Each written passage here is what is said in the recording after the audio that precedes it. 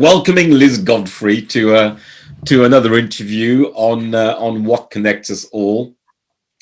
Liz has been coming to Poulstone for a number of years, and she's a practitioner of Tibetan Buddhism, particularly and I'm right, Liz, is it the Sakya School of Tibetan Buddhism?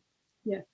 Yes. Yeah, I thought so. Now, can you tell us something about yourself, Liz? I mean, just who are you? What do you do? And yeah, let's start there. Well, I'm retired now, so I'm not doing anything particular, but I'm very involved in running our Buddhist centre in Bristol, where I live, and that keeps me quite busy and doing various things around the place. Like, I've got an old friend that I go and visit every week and things like that. Looking after my parents a little bit, who are very aged now, and so I'm just an ordinary person, really. Nothing fancy, nothing special, but I'm definitely committed to the Buddhist path, which is my main focus in life, really, I suppose. So you say there's a Buddhist school that you in Bristol. Is that the Sakya School? It's a Sakya centre. Yeah, okay. It's a place where we study and practice the Sakya tradition, and the Sakya tradition is one of four main traditions in Tibetan Buddhism, which the other ones are Gelugpa, which the Dalai Lama is the head of, and there's the Karma Kagyu, which the Karmapa is the head of, and there's the Nyingma, which is the ancient tradition. And usually we have teachers who embody these traditions, and there is a lineage, a very structured lineage, which we can trace actually all the way back to the time of the Buddha, which is 2,500 years ago. So it's very important to us that the lineage is authentic with our teachers. It's very important that our teachers are genuinely part of that lineage, and we have our very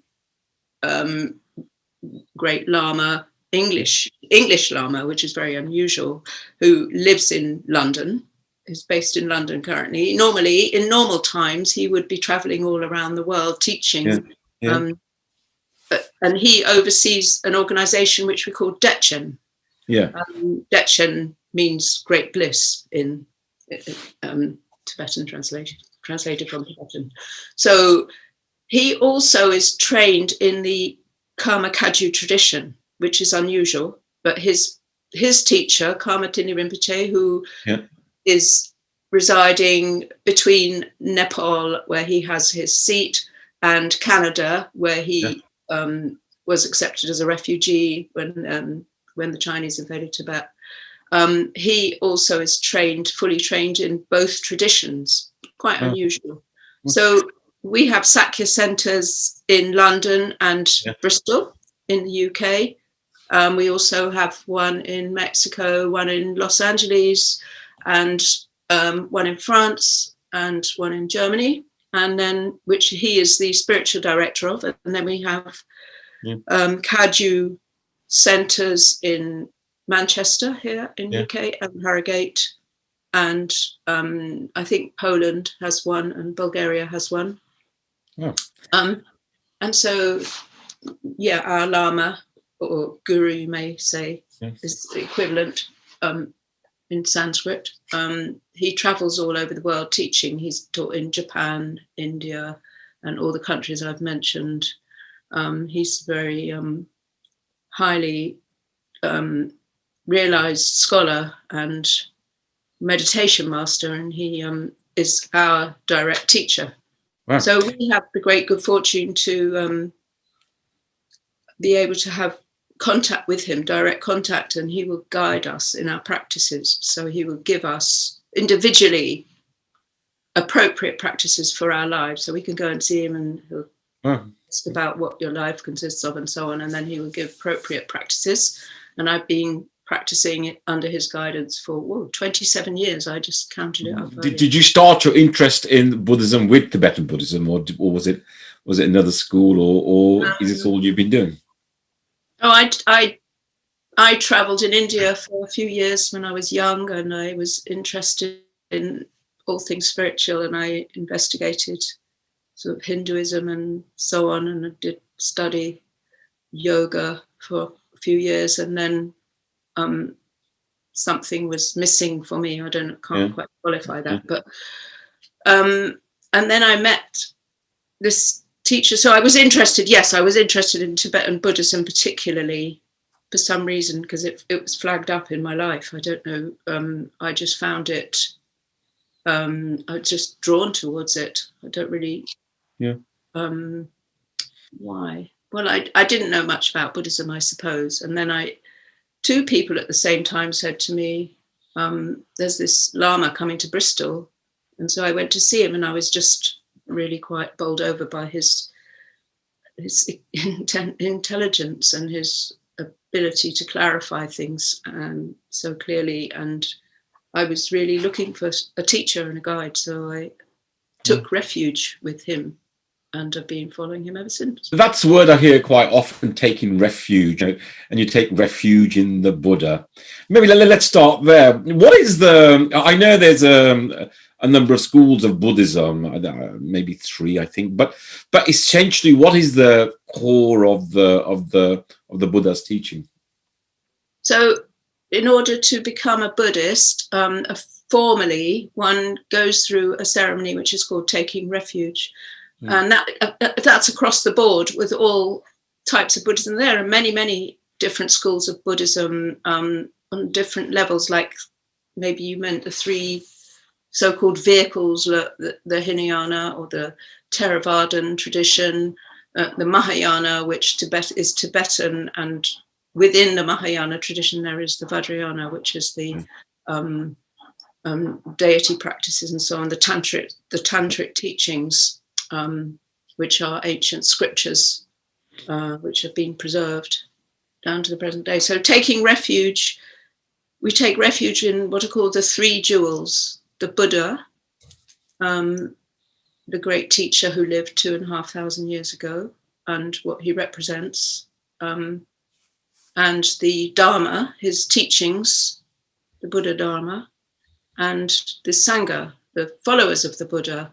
So right from the noble ones, the Aryas who lived at the time of the Buddha, and even to Sangha in our present day. We take refuge in those who took refuge before us and who have more knowledge and wisdom and compassion and so on, and we can get support and help from them on our path. So those are the 3 jewels. We take refuge in them, and that's the kind of commitment we commit ourselves at that time to. Basically, the precepts are to avoid harming others. So we make that commitment to avoid killing, to avoid stealing, lying, sexual misconduct, but I think it includes abuse of others of all kinds, and intoxication, which is, so those the main precepts that we start with. So taking refuge in the Buddha, Dharma, the Sangha, the 3 jewels, it's taking refuge in these. Are they restraints, would you say, or just observances that you have to undertake?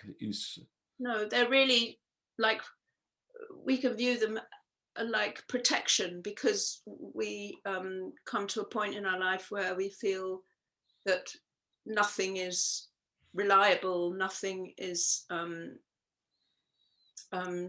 can give us lasting happiness or fulfillment. We try to find happiness in all kinds of different things, and actually at the end of the day they're only temporary. Things don't last, and things let us down and disappoint us, and I think all of us are looking for some form of happiness and contentment, fulfillment in our lives, and we see that the 3 jewels are reliable sources of refuge. That they are, because the Buddha is enlightened and he's gone beyond the ego and duality, if you like, and he has this. I mean, it's not he has this these qualities of limitless compassion. So compassion for every being as if they were his only child, and limitless wisdom, understanding how the world really works, the nature of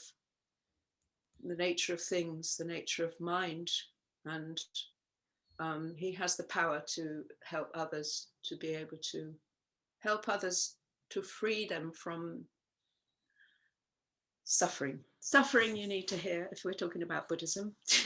The word. So tell us about suffering. So I understand there are the Four Noble Truths, and so tell us something about the Four Noble Truths, Liz. Well, what is suffering? Suffering is all, it comes in all different forms. So there's basic suffering like pain and mental anguish, and pain caused by worldly things like war, famine, disease, as you can see, is rife at the moment in the world, and it causes great suffering. So these are the kind of basic forms of suffering, and there are more subtle forms of suffering, such as human beings. The Buddha said that we are surrounded by 4 rivers of suffering, which are the rivers of birth, of sickness, of old age, and death. Yeah. And as human beings, we're all affected by these forms of suffering, and there's no escaping them. We've all been affected by sickness, directly or indirectly, by friends or family and so on. And we're going to die, so that's inevitable. There's no escape from that. And as Buddhist practitioners, we remind ourselves about that every day, because nothing is permanent. So suffering of change, where as I said before, we think things are going to give us lasting happiness and fulfillment. We find a great relationship, we get a beautiful house, we get a good job, we get promoted, we learn, we study, acquire knowledge, but all those things really they don't last. That at the time of death, we have to leave them behind, all our loved ones and all our possessions and so on. So really, they are a form of suffering, I suppose. And then there's more subtle forms of suffering, which are when we become very advanced practitioners, those great bodhisattvas and aryas on the path, they still have, or maybe I shouldn't say bodhisattvas, but great practitioners on the path anyway, they're still obstructed by a very strong attachment to the self, to me, to I. And this is like a great form of suffering as we progress on the path. It's an obstacle that we have to overcome. This. And going back to the Four Noble Truths, Buddha said life is suffering. And then he said the second one is that the cause of suffering is clinging to this notion of a self. And he said this notion of a self is a notion, it's an idea, it's a projection. Actually, it's not real. We're not a solid, permanent, lasting, independent entity, but we're a combination of fields of experience, if you like, form, feeling, perception, sensations, mental formations, and consciousness itself. And all these what are called 5 aggregates interact with each other to give me a sense of me, myself. But when we start looking at the self and analyzing it, examining it, we see that the self is not a solid thing. So this kind of very strong attachment dissolves. So that the cause of suffering is self-clinging, self-cherishing, and there is a way out of this suffering. Third Noble Truth, there is cessation of suffering. And the Fourth Noble Truth is the Eightfold Noble Path of how we can overcome suffering. So, yeah. You've mentioned earlier on that there are 2 or 3 main vehicles or schools of Buddhism out there. You mentioned Theravada, Mahayana, and then of course Vajrayana, which may be a subset of Mahayana. And so the school that you follow is Tibetan Buddhism. Can you tell us? So where does Tibetan Buddhism? So there's the broad teaching of the Buddha, taking refuge, And then, of course, there are different schools, and your school is Tibetan, and it's the Sakya School of Tibetan Buddhism. Please correct me if I'm... Tell us something about your tradition of the tradition of Buddhism that you follow. Yeah, okay, so it's Tibetan Buddhism, and all the 4 Tibetan schools are really going in a parallel direction towards enlightenment. So basically we come to the Buddhist path in order to find liberation from suffering. But if we just stop it at that, even though we can realize a very great deal, we still are on the path of self-liberation, and it's seen as a kind of limited path, because if we want to broaden it out, we move towards the Mahayana path, the great vehicle, which is what Tibetan Buddhism is based on, where the motivation for practicing the Mahayana path is to benefit all sentient beings. So every practice that we do, everything we do, we dedicate the merit of that act for the benefit of all beings. So this is the underlying motivation. And to enter the Mahayana path, we take what is called the bodhicitta vow. Bodhicitta means thought of enlightenment, Sanskrit word, as you know. And this means that in order to become, we wish to become a Buddha, we make this resolve to become a Buddha for the benefit of beings. And this is the kind of commitment that keeps us on that path, really. I mean, it doesn't mean we're already there. Of course, we're not. We're just ordinary people trying to better ourselves and others. So the very fact of wishing to benefit others was really what drew me to the Tibetan Buddhist path. And there's a prayer, a wishing prayer called the 4 Immeasurables. May all sentient beings have happiness, and the causes of happiness. May all be free from suffering and the causes of suffering. And there's another couple of lines, but that really struck home to me as a very profound and meaningful wish to have, and difficult to realize. We have to practice first loving kindness, meditation, which sort of opens our hearts. We first think of our mother who was very kind to us when we were born, and took care of us and gave us everything, which she carried us in her womb, in fact, and then took care of us when we were born. And so we think how kind she was. I have a great debt to her, so I wish her happiness. And we practice this meditation and wish her happiness and the causes of happiness, which is positive behavior, ethical behavior. And then we spread that out after focusing on our mother for a while. We extend it to our father, our relatives, our friends, acquaintances, and even those we don't like, even our enemies, if you like, and then all beings. And so this is how we develop this kind of sense of all beings are part of, like they're like our own kin, with limbs of one life, if you like. And we develop them practices for compassion, for developing compassion, the wish that beings be free from suffering. And then we go on to practice the bodhicitta, the bodhicitta path, which is the wish that to become a Buddha for the benefit of all beings. And we practice according to our teacher's guidance. So if we just decide to practice something off our own bat, or go on the internet, or get books and try to find our own way, it's very difficult. We can't really do that because we have big fat egos that really get in the way, and we'll get misguided, and we may end up in a lot of problems, really. So it's very important that we have authentic teachers who are in a lineage and can benefit us, can really. And of course, it being a lineage, your teachers will be taught by their teachers, who would have been taught by their teachers, going back to the source, I'd imagine. Yeah, so this lineage, in the Sakya tradition, for example, we can trace the lineage back to its origins in the 11th century in Tibet. The Sakya is named after a place in Tibet, which means grey earth. And the monastery was built, the first Sakya monastery was built in the 11th century. And so from then we can trace the lineage. There's 42 currently, the 42nd throne holder of the Sakya tradition is living in India currently.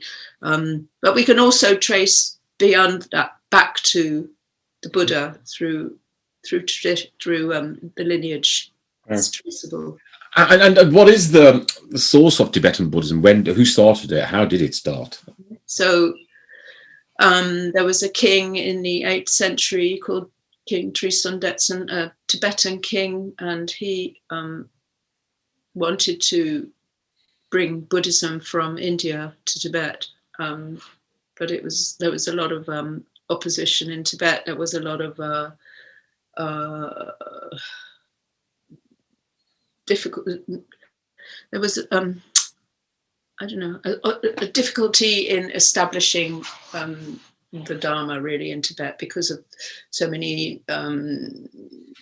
It was a very wild country, very barbaric, if you like, where people didn't have much ethical kind of motivation and so on. But he wanted to build this great monastery, and every day he had it built, and every night these spirits apparently took it down. All the buildings were destroyed. So after a while, he thought he brought an abbot from India. He invited a great abbot at Shantarakshita to Tibet, and he didn't have the power to overcome these negative spirits. And then he suggested that they ask Padmasambhava, Guru Rinpoche, to come to Tibet. They invited him, and he came and overcame all these negative spirits and built this beautiful monastery at Samye, which is the first monastery in Tibet, very great monastery, and some of it still exists to this day, I believe. And he got all the Indian teachings, Buddhist teachings. They developed a translation team, if you like, and lots of great. So they also ordained that did the first ordination of monks, and they translators. People traveled to India to get the teachings and bring them back and translate them into Tibetan, and so that's where it all started. That's the ancient tradition, the Nyingma tradition, which Guru Rinpoche was kind of initiated. When did Padmasambhava come to Tibet? In the 8th century. 8th century, wow. It's a long tradition. It was wild then, I think. Yeah, so explain this to me. It's always intrigued me how you have all these deities in Tibetan Buddhism. How do you reconcile that with Buddha not really talking about God as an idea? Buddhism is not a theistic religion. Yeah. So we do not believe in a God, a creator God per se, but we believe that we are responsible for our actions and the results, karma, if you like, actions and their results. And so because due to the law of cause and effect, all effects arise from a cause and conditions.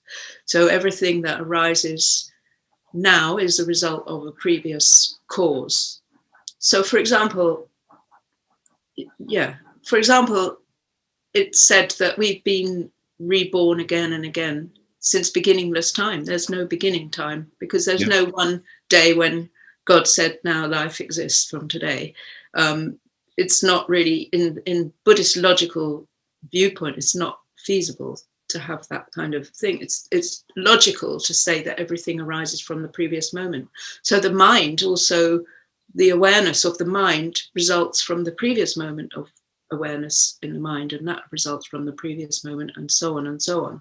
So there was no beginning point, and also by dint of that explanation, when we die, the mind and body separate, and the body goes back to the elements, but the mind is not a physical thing, doesn't have a substance that we can, not a tangible substance. So the mind continues, and it's got all the imprints of all our karmic actions and results within the mind stream, and it goes on into the bardo, the intermediate state, and then takes birth again according to the karmic imprints in the mind. So it won't be Liz anymore in my next life, Liz disappears at the time of death, but the mind is a continuum.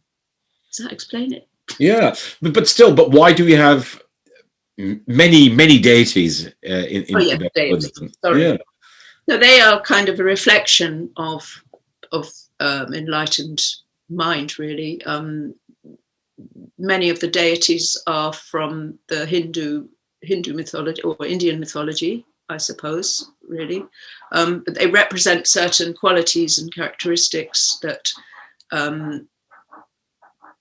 are perfected in that idea, that deity. It's not a physical, solid thing, a deity, and it's not the same as an Indian deity. It's not conceived as the same thing at all. It's conceived as a kind of a quality that we wish to perfect. So we may practice Chenrezig for a few years to perfect a quality of compassion, which is embodied in those. It's a representation of primordial wisdom in a way, or compassion that we wish to develop in ourselves, because we all have Buddha nature within ourselves. This is important. We all have a Buddha nature, so we all have the potential to become a Buddha. It's not like an arrogant thing to think I can be a Buddha. I mean, yes, of course it could be, but it's an aspiration to perfect the certain qualities. Well, they're like a light being, I suppose, or being of light, or they're not a physical thing. A reflection of the enlightened mind, a representation of one part of it.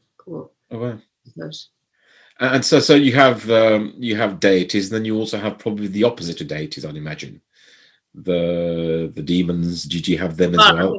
Mara is the main demon who tried to distract the Buddha when he was sitting on kusha grass, becoming enlightened. And is this true with all? So you mentioned 4 schools of Tibetan Buddhism: Kagyu, the Sakya, the and finally there's the Gelug, which is the school which His Holiness the Dalai Lama is head of. So do all 4 schools have this notion of deities? And because they're all Mahayana school, they're all practicing Vajrayana.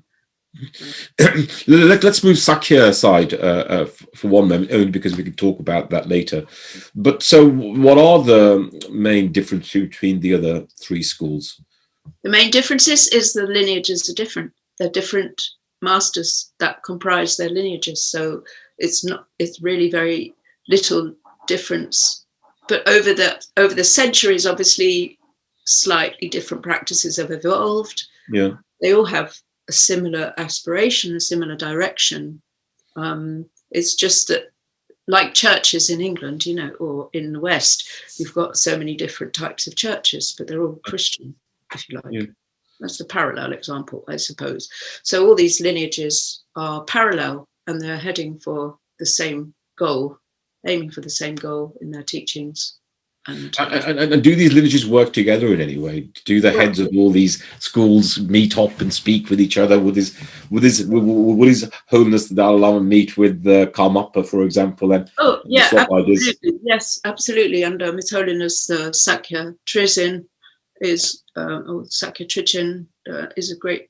They're great friends and associates. Yeah, they definitely talk to each other, but they never, in teaching, they never mix the traditions. If they're a really authentic, good teacher, they won't mix the traditions up.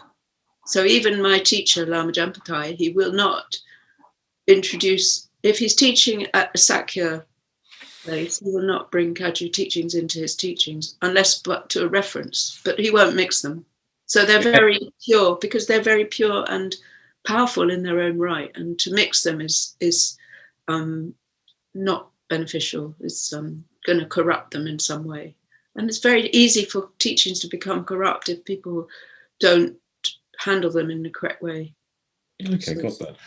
So your the teaching that you spent a large part of your life following is the Sakya School. So, sorry, go on. Correct me that you're wrong. I've been saying yes all along, but actually, I practice more of a Kagyu tradition, to be honest, personally. But I run the Sakya Center. I live in Sakya land, and I'm surrounded by Sakya people, and I feel that I'm equally both. So it's yeah. We've hosted visits from the head of the Sakya tradition many times in Bristol and London in the past, and we also host visits more in Manchester from His Holiness Karmapa. So yeah. So well, why don't you tell us something about both these schools, about the Sakya School and the Kagya School? What is the teaching? What is it that you follow? What are these precious teachings that you talk about? What are they?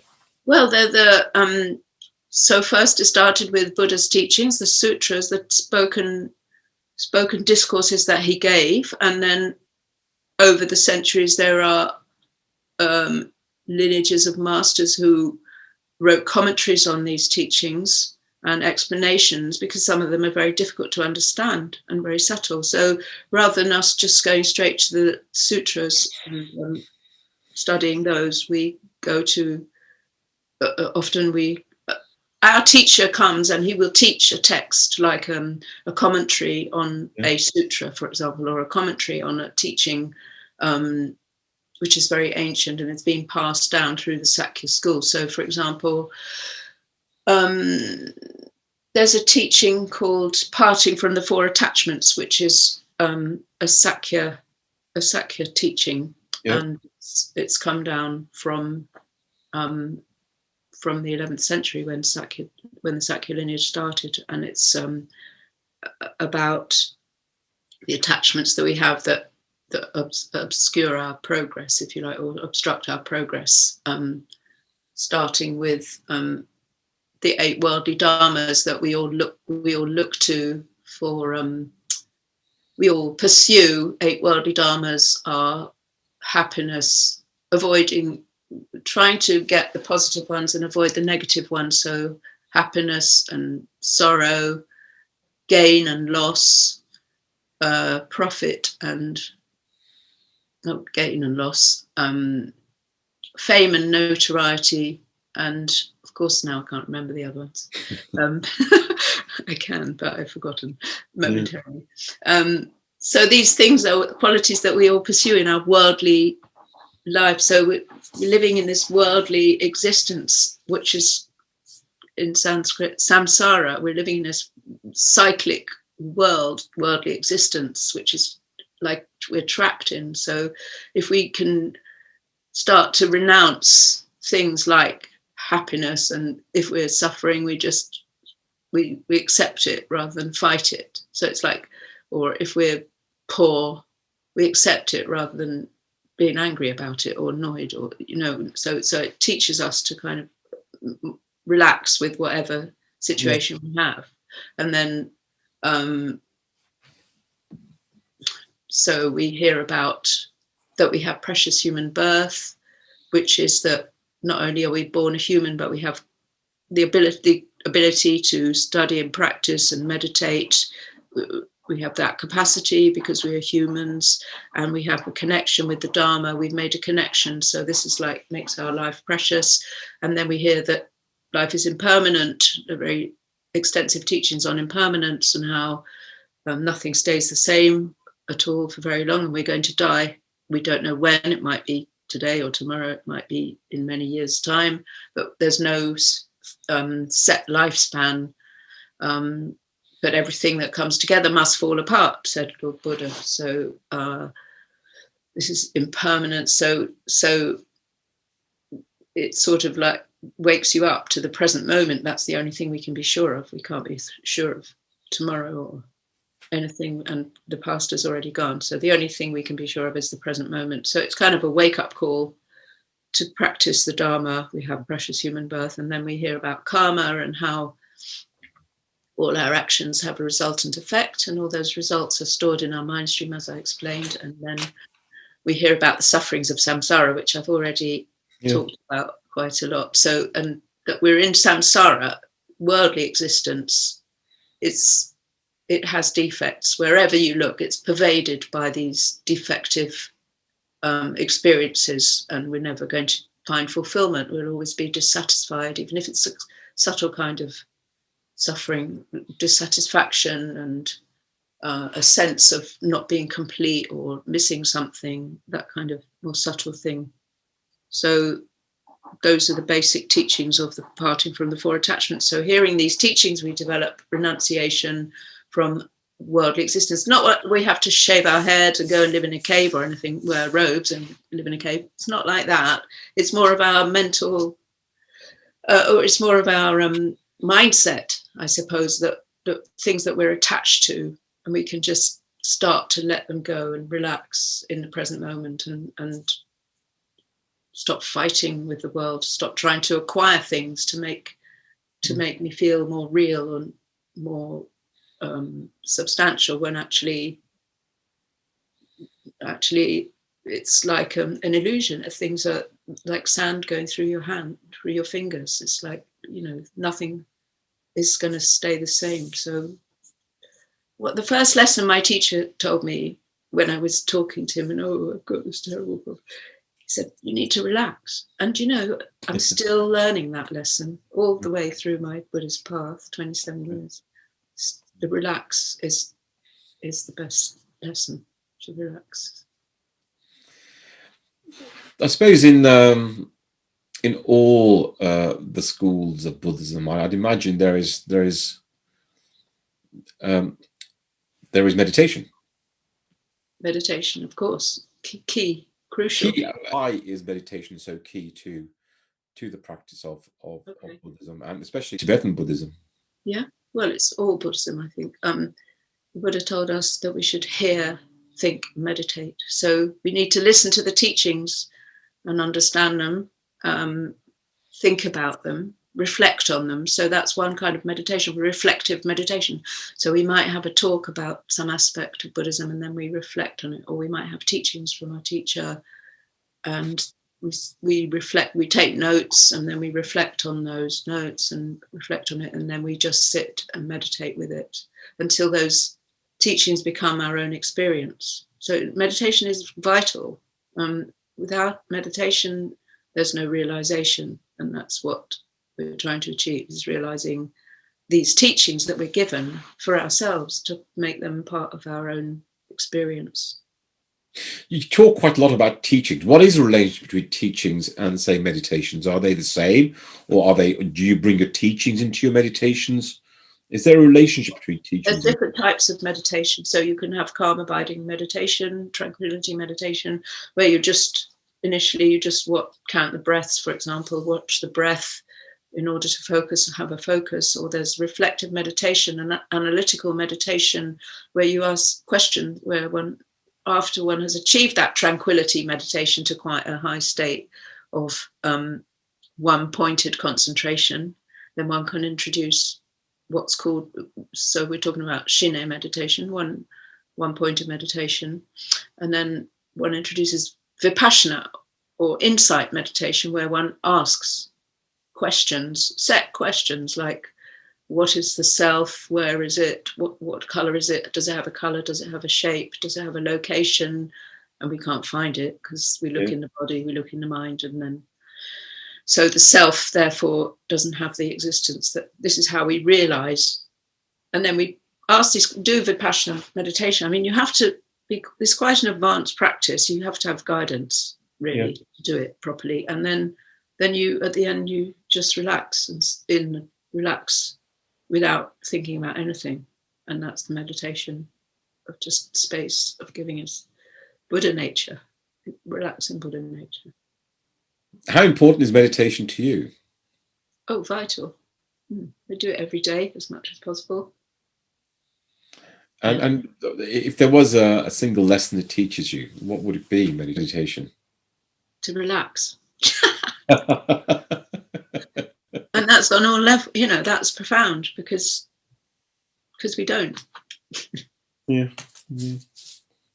So, how many times have you been to India now? Have you been to any of these monasteries, spent some time in monasteries? I've been to monastery or nunnery, actually. My teacher's nunnery in Kathmandu, and stayed there about 3 months. There were 21 nuns when I was there. Small.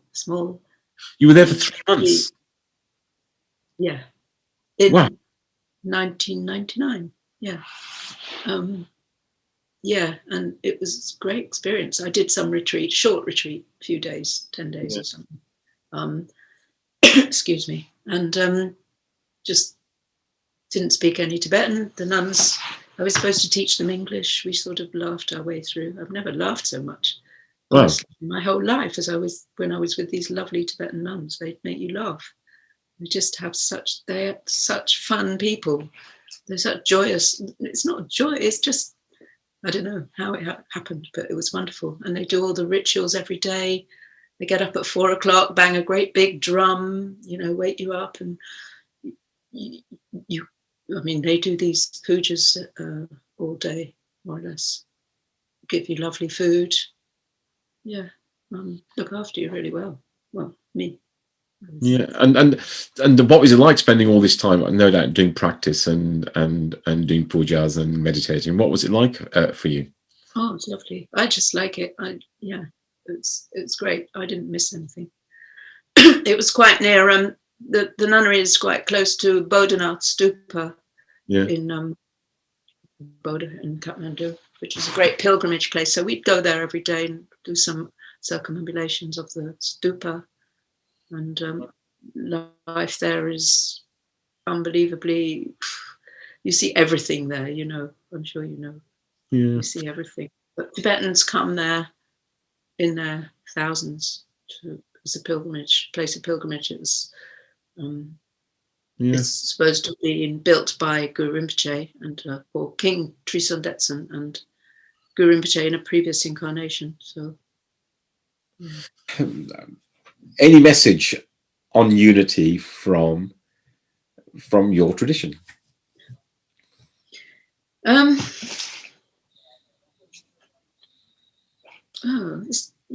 Well, we're all in this together, you know. So we're all in the same situation. So we should support each other and develop kindness and consideration and love for our fellow human beings and animal beings. And I think the path of Buddhism for me is all the answers that I've ever asked on a spiritual level and a practical way as well. It's really helpful. I hope what I've said is interesting. Oh, thank you, Liz Godfrey. Thank you.